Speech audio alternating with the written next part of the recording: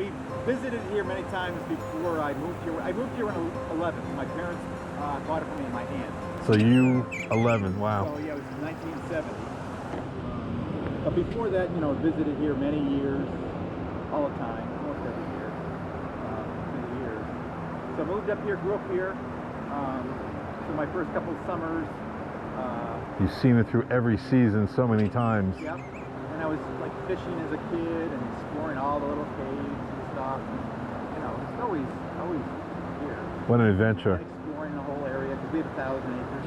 The water sounded different. It actually was not as loud as normal. Huh. Because it was so high. I didn't realize it at the time. Oh. Because when it's medium high, it hits a lot of rocks and stuff. And you know what that sounds so like. High, it turned into one solid flow. You know, flow. And so it actually wasn't as loud as normal. But then when I look down, it's like... Isn't that an interesting characteristic? Yeah, so you're so used to the different sounds usually I can that why quiet? You know how high the water is, but I'm getting pretty good at it. Yeah, I'm sure. A wilderness garden in a mall parking lot. That's a cool idea. Thank you.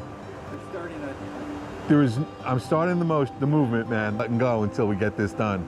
Nice. So I'm super psyched, yeah.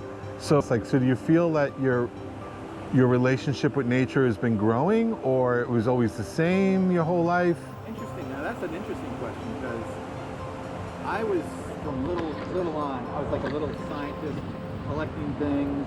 Yeah. And all the nature book series, even before I could read. Right. I wore them out. Time Life nature books. There you go. I thought I was going to be a next Jacques Cousteau. Fantastic. So I was always in touch with nature. I think actually visiting this place, even early years, was a big part of it. Starting that, being in touch, because my parents, before that my aunt, before that my grandmother, so in touch. I mean, my grandmother lived here. She lived to be almost 102, and she was a really tough old bird that was still coming in it. She would garden until she was 12 hours a day until she's 96 or so. Wow.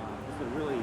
Wow. But the whole family has all of different ways have appreciated this place and the nature that it exemplifies and allows people to get in touch. Because, like for example, when I look at this, I see a couple things. I see 1.2 billion-year-old marble. Right. It's made of sea creatures that lived and died at the bottom of the ocean. Right. Buried into a rock that was then squashed, metamorphized, and then brought back up as this ancient marble. And yet these caves are really baby caves. They're young caves, only 10,000 years old. I always, when I have people come here and I say, like, see those clouds? Imagining the ice was higher than those clouds during the last ice age. And 1 to 2 miles thick of ice here. Caves were very quickly made as the glaciers melted and hit this band of marble. So I'm marveling at the recent, that's basically recent geological past and looking at that. You get this really old rock and the early life forms.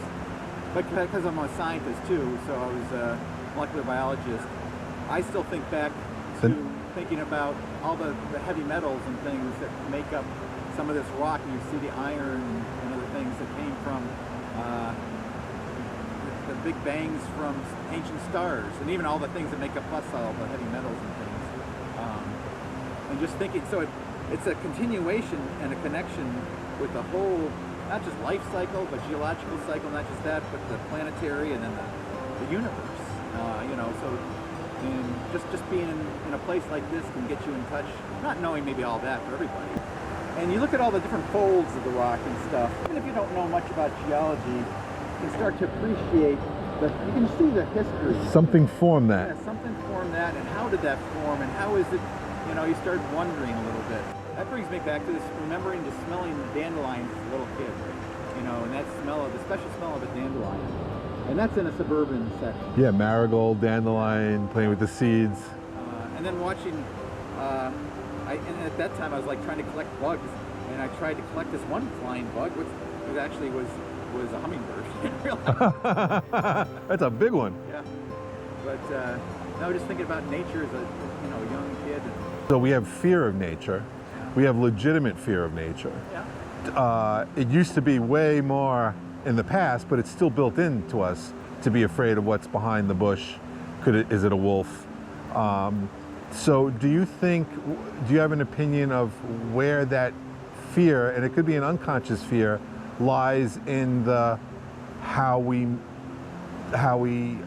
treat nature, and how maybe we're not as locked into even doing the little things, like having, a needle bed instead of a lawn, because that deep down doing a lawn, yeah, that's right, might not be the best, It's interesting because So the fear factor.